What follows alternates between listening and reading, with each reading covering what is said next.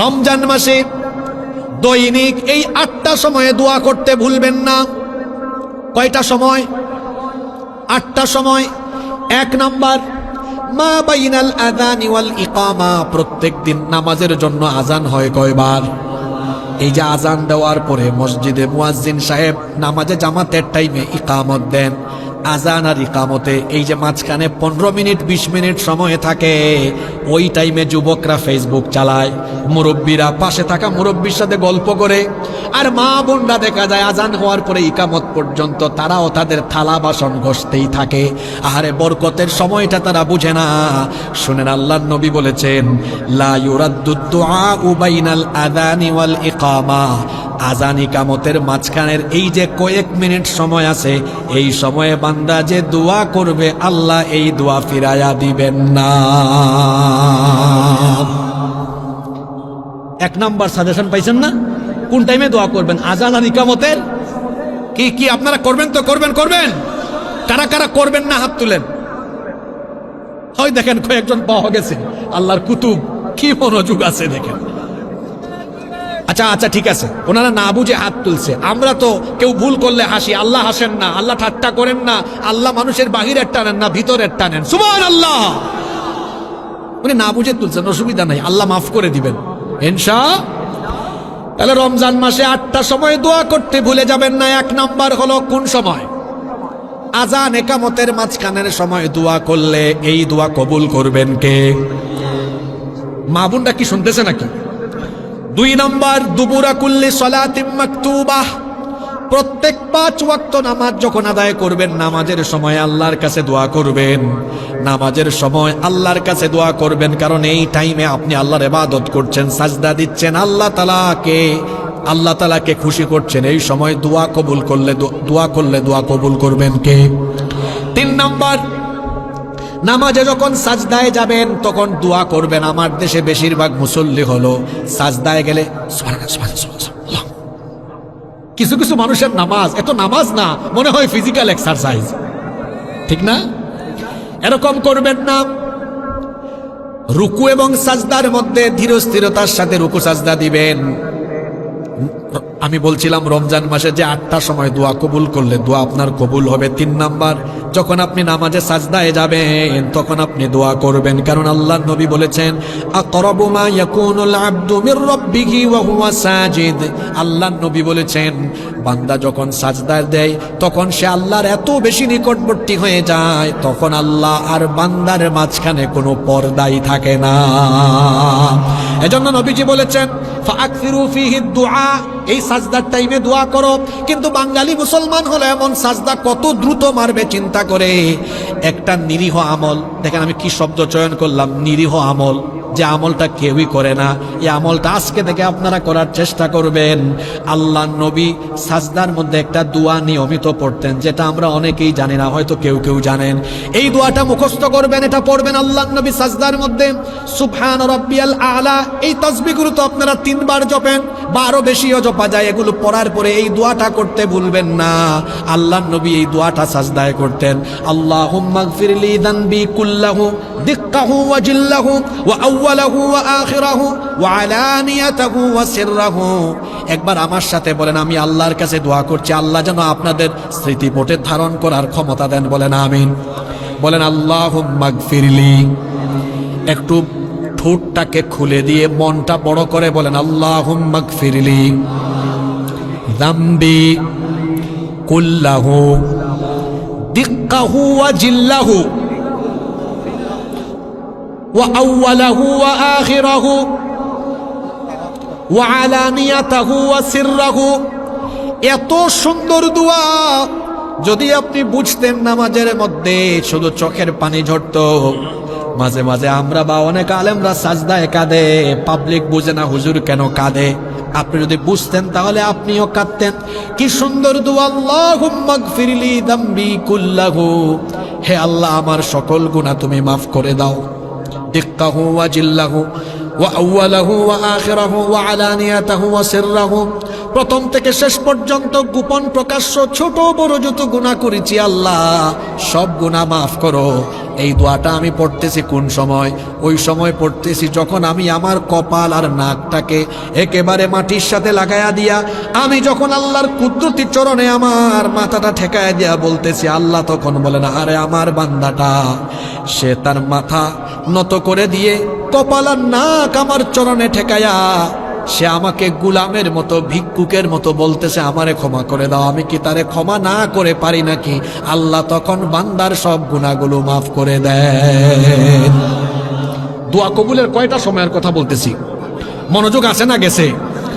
1 নম্বর কি বলছিলাম? আযান ইকামতের, 2 নম্বর 5 ওয়াক্ত নামাজের টাইমে, 3 নম্বর নামাজের সাজদার ভিতরে, 4 নম্বর 1/3 রাত অতিবাহিত হয়ে গেলে শেষ রাতে একটু আল্লাহরে ডাকবেন। এই যে এখন রাত হয়ে গেল, বলেন তো মানুষের বাড়ির দরজা এখন বন্ধ না খোলা?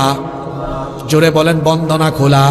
রাতের বেলা সকল মানুষের দরজা বন্ধ হয়ে যায়, কিন্তু যার রহমতের দুয়ার খোলা থাকে তিনি কে? শেষ রাতে আল্লাহকে সাজদা দিবেন, তাহাজ্জুদের নামাজ আদায় করবেন, ওই টাইমে দোয়া কবুল হয়। এরপরে 5 নাম্বার, রমজান মাসে আমরা মোট জুমা পাবো 4টা। জুমার দিন পাবো কয়টা? জোরে বলেন কয়টা? জুমার দিনে অনেকে আছে আজান হওয়ার পরে ইমাম সাহেব খুতবা আরম্ভ করে, তাও নামাজে যায় না। হুজুর যখন আল্লাহু আকবার বলবেন তার 2 মিনিট আগে যায়, কপাল পোড়া। সে বরকতময় সময় কোনটা সেটাও জানে না। আল্লাহ নবী বলেছেন জুমার দিনে যখন খতিব সাহেব মিম্বরে আরোহণ করবেন তখন থেকে নিয়ে নামাজ পর্যন্ত এই টাইমগুলোতেও দোয়া কবুল করেন কে? এই সময়ে আমরা দোয়া করব। নাম্বার 6 নাম্বার হলো জুমার দিনে আসরের পর থেকে নিয়ে সূর্যাস্তের আগ পর্যন্ত এই সময়ে দোয়া করলে দোয়া কবুল করবেন কে? 7 নাম্বার, রমজান মাসে আমরা ভোর রাতে আমরা সাহারি খাওয়ার পরে সারাটা দিন রোজা রাখার পরে ইফতারের আগ মুহূর্তে, ইফতারের আগ মুহূর্তে খেজুর, পানি, শরবত, ছোলা, পেঁয়াজু, বেগুন, নানা রকমের মিষ্টান্ন, হরেক রকমের ইফতার সামনে নিয়ে বসা। আল্লাহর বান্দা সারাদিন খাইল না, ঠোঁট মুখ শুকিয়ে গিয়েছে, পিপাসার্ত, ক্লান্ত, শ্রান্ত, পরিশ্রান্ত, ক্ষুধার্ত, সামনে খাবার আছে কিন্তু খাবারটা খায় না কার ভয়ে? আসতে বলবেন না, জুড়ে বলেন কার ভয়ে?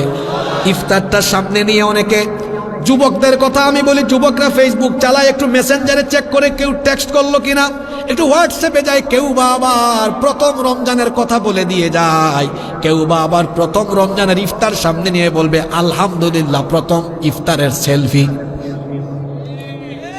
কি বলেন, আছে না?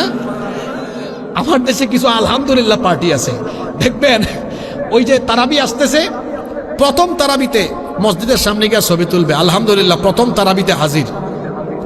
নামাজ পড়ে আরেকটা সেলফি নিবে, আলহামদুলিল্লাহ প্রথম তারাবি ডান। ডান কি হয়েছে? ডান, যুবকদের ভাষা এগুলা। তারপর সাহারি সামনে নিয়ে আলহামদুলিল্লাহ প্রথম সাহারি ডান। তারপরে সারাদিন না খায়া ক্ষুধার্ত অবস্থায় এই ক্লান্ত শরীর নিয়ে রমজান মাসে দেখা যায় ইফতারের আগ মুহূর্তে মোবাইল নিয়ে রেডি, ইফতারটা খাই আলহামদুলিল্লাহ প্রথম ইফতার ডান। বুঝে না কোন সময় দোয়া কবুল হয়। এই যে বান্দা সারাটা দিন রোজা রাখলো, ইফতার সামনে আছে, ইফতার খায় না, বান্দা ভয় করছে কারে? আরো জোরে বলেন কারে?